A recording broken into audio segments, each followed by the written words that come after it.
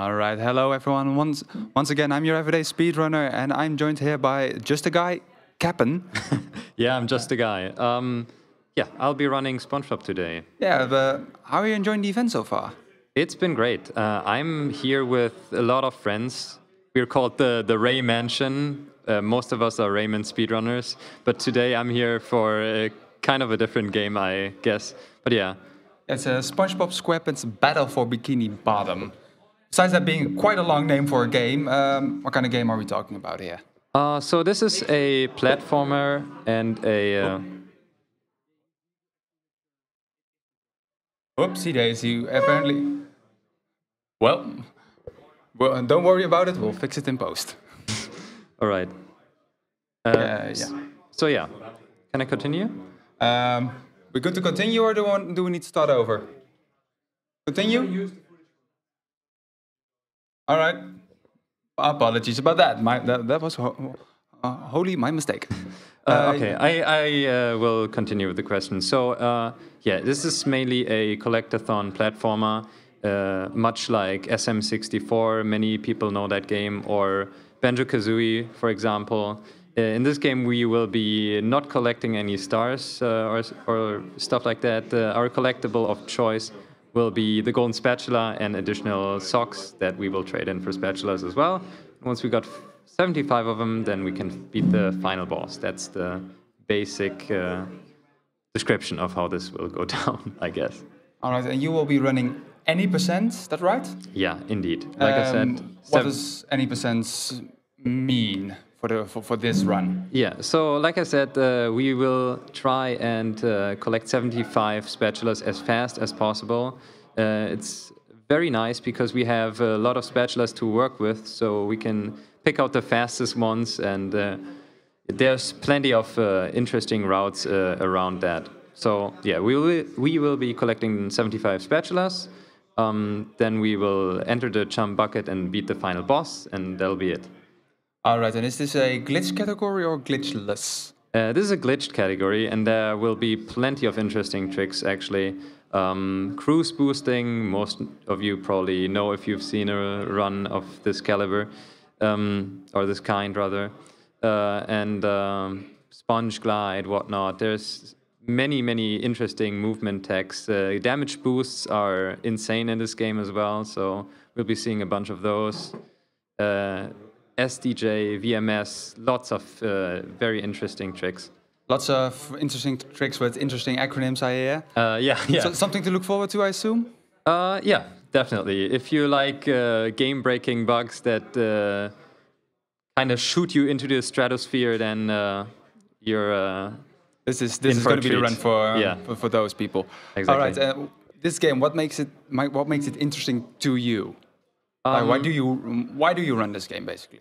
So, of course, it's the nostalgia to some extent. I played it as a kid. A friend of mine in the neighborhood had the game on release, and we played it a lot.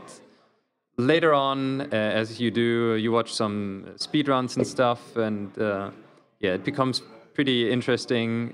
It's just the appeal also is the movement and all these like intricate little things the game has to offer. I would highly recommend it. So you guys should check that game out. We have like over 900 runners on the leaderboard. It's a pretty big game, I gotta say. Yeah, with a game that's actually pretty weird that it's this good, because it's some random SpongeBob game from the early 2000s. I'm forgetting the exact release date. I think it's like 2003. I'm not sure about that, though. Like, it's early 2000s. Early 2000s SpongeBob platformer game. If you would tell me that, I wouldn't expect anything interesting. Yeah. But then again, we've got a really intricate speedrun out of it, and just a very fun casual game. That as well. Yeah. Speaking of that, speaking of the game, there is a remake of this game, right? Yeah, that is correct. And actually, it's a great example for how speedrunning can influence developers, because I think some of the original developers saw the Shift speedrun on a marathon, and they just realized there's like so much love for the game, and people are actually very interested in it. So they decided to remake it, and that game is also pretty cool. Has a lot of very different glitches, but they're also pretty fun. You have, I think, like infinite hovers and crazy menu glitches as well. Yeah, I've seen a little bit of both, but for those who haven't seen both speedruns, how do they compare to one another? Well, I'm not that informed on Rehydrated, I gotta say. I think they're pretty different. I can only really speak for my game on that question. Yeah. Okay, that's fine. That's fine.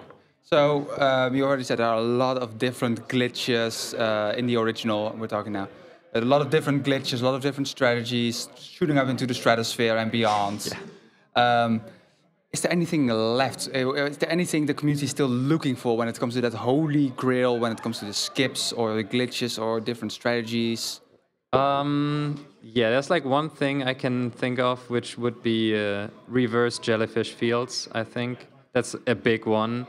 And we're like pretty close to it, but sometimes like this little last step people have to take is the final most 20% that yeah, takes it's up the most 80% of the difficult. time. Yeah, because in the game there's a couple levels that are designed in a circle, so you can like circle around the level from the beginning to the end. So if you can do that in reverse order, you would be able to get the spatulas that normally would be at the end of every zone at your beginning, you know, of that zone, which would be super fast. We would be able to skip a lot of platforming. Just enter the end of a zone, get the end reward being the spatula, and then move on from there. That is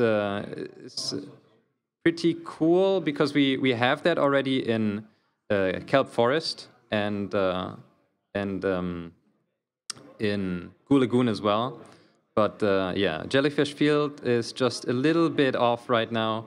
That would be definitely the holy grail if that was found. But there's also like so much improvement on routing and whatnot right now. There's always somebody working on something in the game because the community is just so big. All right, I forgot to ask it earlier actually. Is this run going to be very RNG heavy? Not really. Not really? No, like most things are on cycles, on set cycles. These cycles are also easy to reset. Just load in the spatula and you're always on the same cycle.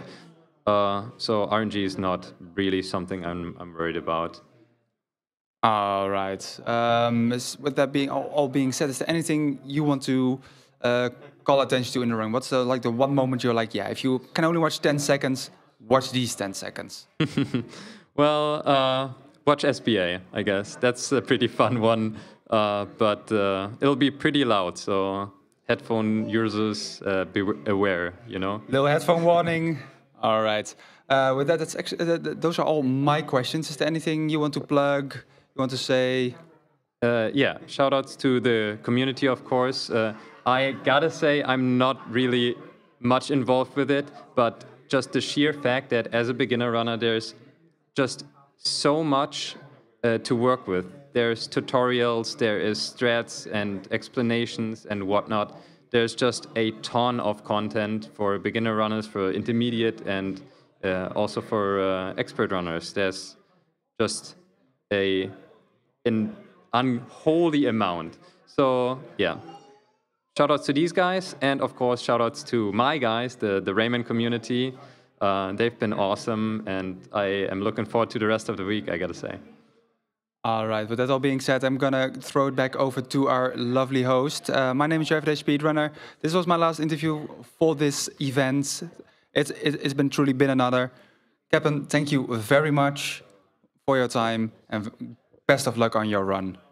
Thank you.